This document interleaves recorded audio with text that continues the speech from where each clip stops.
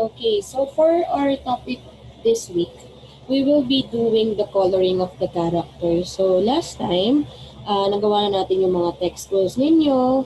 Okay, we even created effects on your text. So nakapaggawa na kayo ng artwork. So for this time, you will be doing some coloring activity. So para tayong grade 1 muna, magko-color muna tayo ng character na gusto natin.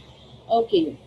So, the first thing you should do, so para sa ating example, kukuha lang ako ng sample ng black and white color, pictures, like outline sa ating drawing. Okay? So, halimbawa, penguin yung kukunin ko. Okay? Pili lang ako ng sample ng penguin dito na pwede natin gamitin. Okay? So, for example, ito yung kukunin kong penguin. Okay? Hanap lang tayo ng walang watermark para at least makita ninyo ng maayos. Okay, so halimbawa ito na lang. Yan na lang penguin na yan. Okay, so i-disregard lang natin yung background. So syempre mag-save tayo ng image. Okay, so saan natin ilalagay? So you put them on pictures na lang siguro. And then with the file name penguin. Okay, save. So, syempre, you need to open your GIMP. So, file, open. We will be opening our penguin. Okay? So, here is our penguin now. Okay, the first thing you should do is to go to Windows and then click Dockable Dialogs. And then choose Color. Colors. Sorry. Yan. Nasanapin natin dito yung ating option of colors. Okay, yan.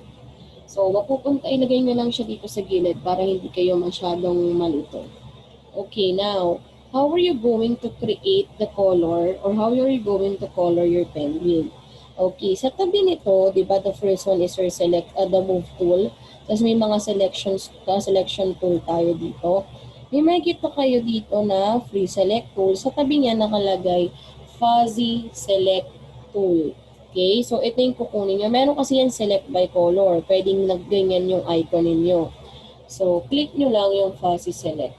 Okay, tapos i-click nyo kung anong part ng penguin yung una ninyong gagawin. So, halimbawa ako, I'll do first the body of the penguin. Yan.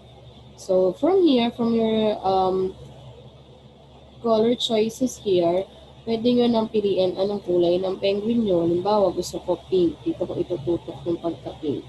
So, pag nakita nyo itong maliit na tong square sa gilid, hold, tapos i-drag nyo sa loob. So, may kulay na yung penguin. Okay, next part. Ito namang kamay. Click. Dito naman ako sa yellow. Hold, drag. Ito din. So, hold, drag. Next is yung paa. Hold, drag.